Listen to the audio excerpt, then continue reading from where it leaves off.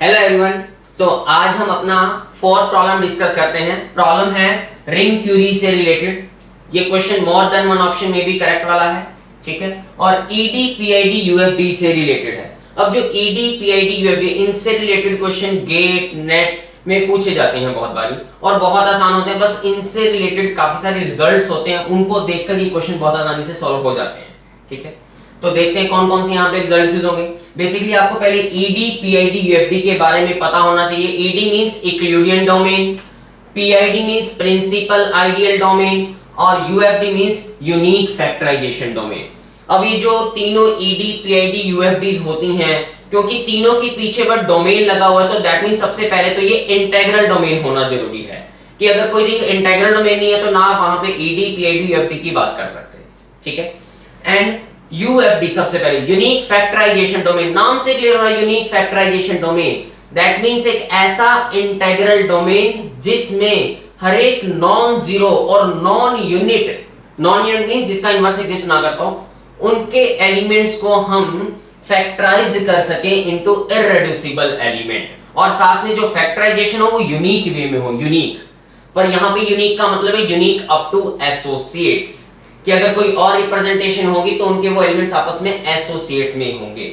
और एसोसिएट्स हम वैसे ऐसे नोट कर देते हैं कि A is associate to B in ring R if A can be written as some unit into B where U is the unit element. Unit means जिसका inverse exist करता हो in R, और वो जो A और B element है वो भी R के ही एलिमेंट्स, ठीक है। जैसे अगर मैं सिंपली सी बात करूं, जो Z होता है वो हमारा UFD होता है।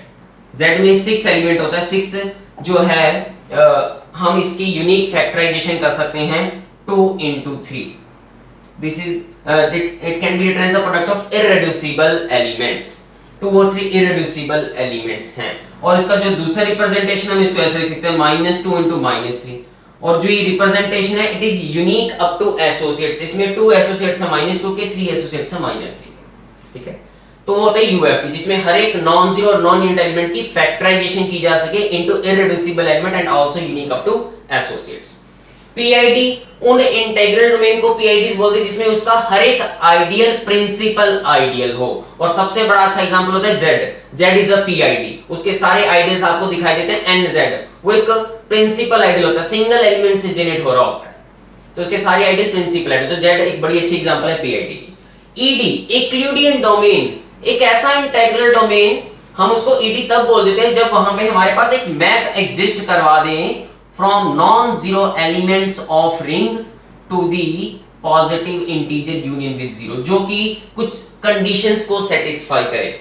और वो कंडीशंस ये हैं कि आपके पास जब हम यहां पे कोई भी दो एलिमेंट की प्रोडक्ट लें तो उसके ऊपर डी वैल्यू लगाएं तो वो ग्रेटर देन और इक्वल टू आनी चाहिए d ऑफ a से, and it must be true for every a b belongs to that non zero elements of ring. और दूसरी प्रॉपर्टी जिसकी वजह से इसका नाम बना, यूक्लिडियन एल्गोरिथम होल्ड करना चाहिए, that is for every a belongs to R and for every non zero elements of ring, जब हम a को b से डिवाइड करें तो हम जनरली बोलते हैं डिवाइस क्वोशिएंट और रिमाइंडर आएगा। That means there exist q in R and remainder R in R such that A is equal to BQ plus R। तो जो हम रिमाइंडर बोलते हैं या तो 0 होना चाहिए, या फिर जनरली बोलते हैं कि जो रिमाइंडर है जो डिवाइजर B से छोटा होना चाहिए। पर एग्जैक्टली हम R लेस देन B नहीं लिख सकते, क्योंकि हम नहीं जानते कि उस रिंग के एलिमेंट्स के बीच में कंपैरेबिलिटी है या नहीं। मान लो अगर मैं कॉम्प्लेक्स नंबर की बात कर रहा हूं तो वहां कंपैरेबिलिटी की तो बात हो नहीं सकती, तो इसी वजह से हम ये बोलते हैं d वैल्यू r की b की d वैल्यू से छोटी होनी चाहिए, तभी हमने d फंक्शन डिफाइन किया सो दैट हम उसमें कंपैरेबिलिटी ला सके, ठीक है। तो आपके पास ये ed की डेफिनेशन बन जाती है आपके पास, ठीक है। तो अब देखना है कि यहां पे इन चारों रिंग्स में से कौन ed pid as well as ufd हो, ठीक है। अब ed pid ufd से रिलेटेड बड़ा ही इंपॉर्टेंट रिजल्ट है, वो सीधा मैं आपको बताता हूं जो यहां पे काम आएगा आपके क्वेश्चन में करने में। वो रिजल्ट ये है कि जो रिंग एक बार ईडी बन जाए वो पीआईडी भी होता है। बहुत बड़ा रिजल्ट है ये, every ED is PID and every PID is UFD also. ये भी एक बहुत बड़ा रिजल्ट है। ED implies PID, PID implies UFD, but converse is not true. जरूरी नहीं है कि यूएफडी पीआईडी हो, या PID UFD हो, कन्वर्सेस मे नॉट बी ट्रू। इसको बहुत आसानी से याद रखने का तरीका है, E अल्फाबेटिक ऑर्डर में E पहले आता है, P बाद में आता है, देन U उसके बाद में आता है, तो EPU, E implies P, P implies U, P implies U, converses may not be true. ठीक, तो इसका मतलब इनमें से कोई भी एक बार ED बन गया तो वो PID UFD तीनों बन जाएगा, पर अगर जो UFD भी ना हुआ वो ED भी नहीं होगा, PID भी नहीं होगा। समझ रहे हैं? तो उल्टा बोल रहा हूं, जैसे हम बोलते हैं ना, if statement A implies statement B, then not of statement B implies not of statement A। तो अगर UFD भी नहीं होगा तो PID और ED तीनों ही नहीं बनेंगे। ठीक है, अब जैसे ये क्वेश्चन है RX²X³, अब ये जो RX²X³ है ये एक पॉलिनोमियल रिंग है। अब पॉलिनोमियल रिंग x² और x³ में विद कोएफिशिएंट रियल, ध्यान रखना x² और x³ के वेरिएबल यूज होने वाले हैं आपके पास। तो जब आप इसको खोल के लिखोगे तो आपको ये दिखाई देने वाला है कुछ इस तरह से, constant term plus a1 x²। ध्यान रखना यहाँ x की टर्म बिल्कुल नहीं आने वाली, क्योंकि यहाँ पे हमारे पास जो वेरिएबल्स हैं या तो x² या x³ या x² की पावर्स या x³ की पावर्स या x² into x³ वाली टर्म्स आएंगी, जिसे आप चेक करना सारी चीजें कवर हो जाएंगी, बस एक x की टर्म नहीं आने वाली यहाँ पे, तो सब कुछ कवर हो जाएगा। यहाँ पे अगर हम देखें a2 x³ आ जाएगा या a3 x4 आ जाएगा जो कि x² का स्क्वायर है, x5 टर्म आ जाएगी x² into x³ की वजह से, सारी टर्म्स कवर हो जाएंगी, बस एक x की टर्म नहीं आने वाली यहाँ पे। बाकी सारे कोएफिशिएंट आपके पास क्या है, रियल कोएफिशिएंट के साथ है। यहाँ मैं इसको कंबाइन करके ऐसे भी तो लिख सकता था, ai x की power i varying from 0 to आगे आपके पास जो है वो चलता रहेगा, कोई वो फर्क नहीं पड़ेगा जितने मर्जी आगे टर्म्स पढ़ाते हो। ठीक है, पर उसमें जो टर्म ai है वो आपके पास सॉरी a1 जो है वो 0 रहने वाला है, a1 0 रहने वाला है। a1 इसको आप a2 से रिप्रेजेंट कर लो, जो आपको कंफ्यूजन ना हो कोई, a3 a4। ठीक है, तो a1 0 रहने का मतलब x की टर्म नहीं, बाकी सब कुछ है इसमें। अब अगर इसमें x की टर्म नहीं है तो x² हमारा यहाँ पे इररेड्यूसिबल एलिमेंट की तरह काम करेगा। कोई भी एलिमेंट इररेड्यूसिबल मतलब वो टूटे ना आगे किसी और दो एलिमेंट्स में उसी रिंग के अंदर। अब x² आप सोचोगे कि x into x में लिखा तो जा रहा है, पर सबसे बड़ी प्रॉब्लम ये है ना कि हमारी रिंग में x ही नहीं है, तो कहां से लिख सकते हैं। तो यहाँ पे मेरे लिए x² जो है वो इररेड्यूसिबल एलिमेंट का काम कर रहा है, और जो x³ है वो भी मेरे लिए इररेड्यूसिबल एलिमेंट का काम कर रहा है। क्यों कर रहा है? क्योंकि x³ को भी तोड़ने के लिए मुझे x चाहिए, या तो x into x या x² into x, तो x की तो जरूरत पड़ेगी ना, वो हमारे पास है नहीं, इसका मतलब ये भी इररेड्यूसिबल एलिमेंट है। So these two elements in this polynomial ring are irreducible element. ठीक है, अब आप ध्यान से देखो, मैं x6 जो कि मेरा यहाँ का एलिमेंट है, अब x6 को मैं लिख सकता हूँ x² into x², and one more thing, x6 can also be written as x³ into x³. Now see this, the x6 which is the element of this ring can be written in two ways. हमने इसको irreducible element के product में तो लिख दिया, but दो वे में लिखा, और जो दोनों वे हैं वो आपस में यूनिक अप टू एसोसिएट्स नहीं है। अप टू एसोसिएट्स का मतलब होता है कि ऊपर से जो फैक्टर बना नीचे से जो फैक्टर बना आपस में एसोसिएट होने चाहिए, जबकि x² और x³ जो है यहाँ पे आपस में एसोसिएट्स नहीं है। किसी भी तरीके से मैं किसी भी यूनिट एलिमेंट से मल्टीप्लाई करके x² नहीं बना सकता x³ को मल्टीप्लाई करके, समझ रहे? और वैसे भी जब हम दो रिप्रेजेंटेशन बना देते हैं तो पहली रिप्रेजेंटेशन और दूसरी रिप्रेजेंटेशन में जो नंबर ऑफ फैक्टर्स होने चाहिए वो भी बराबर होने चाहिए। यहाँ तो 3 फैक्टर्स यूज है, यहाँ तो इस वजह से भी गलत होगा।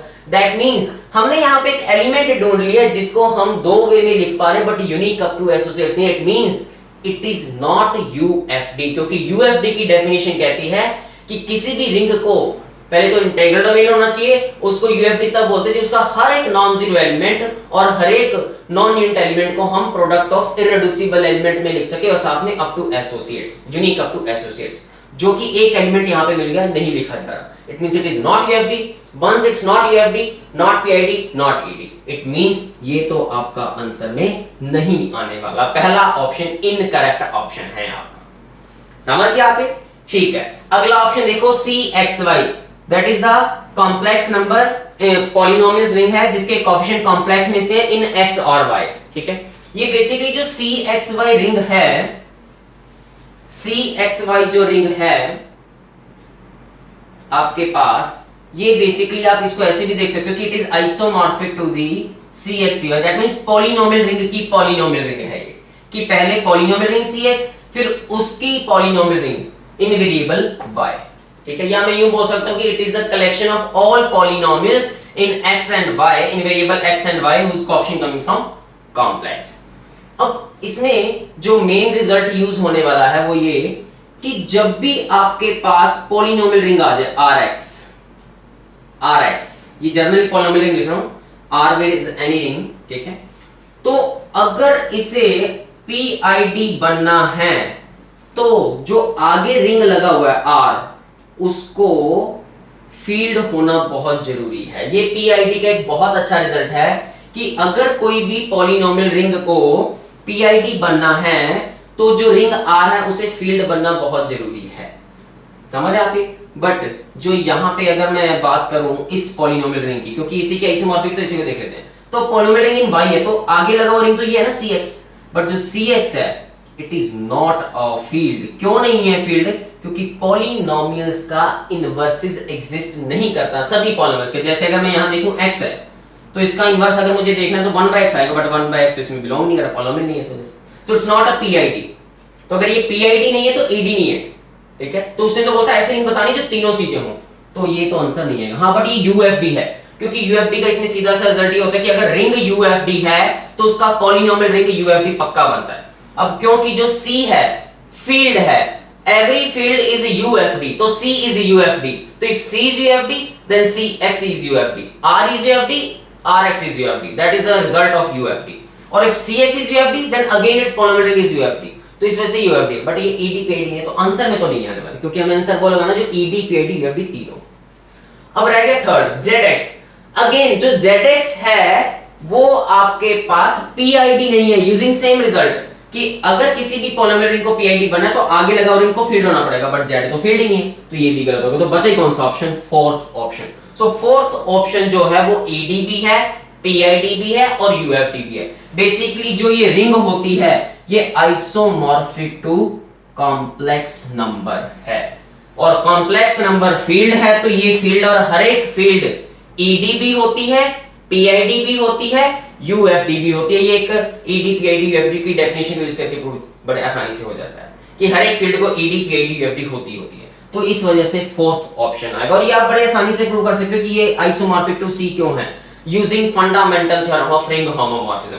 अब RX से C तक एक मैप बना सकते हो जिसका कर्नल ये बना सकते हो बाय फंडामेंटल थ्योरम से। तो प्रूव किया गया है कि आपको यहां पे एक मैप डिफाइन करना RX से C तक, समझ रहे? और वो मैप आप क्या डिफाइन करना, क्योंकि आपको पता है यहां पॉलिनोमियल्स हैं, तो f ऑफ px को आप डिफाइन करना p आइटा पे करना है, और छोड़ो p आइटा पे कर देना। तो चेक करना ये आप रिंग होमोमॉर्फिज्म है, ये आपके लिए मैं एक्सरसाइज छोड़ रहा हूं, ये मैप ऑन टू भी है और इसका कर्नल चेक करना यही बन के आएगा। So using fundamental theorem of ring homomorphism you will get this.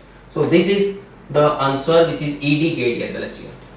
समझ गए? तो बेसिकली पूरा क्वेश्चन ED PID UFD को यूज करके बनाएगा, उसके रिजल्ट्स को यूज करके बनाएगा, क्योंकि इनसे रिलेटेड क्वेश्चन पेपर में कई बार आ चुके हैं इसी के साथ, ठीक है। तो होप सो आपको ये क्वेश्चन बहुत अच्छे से क्लियर हो गया होगा, ठीक है। Okay, thank you very much.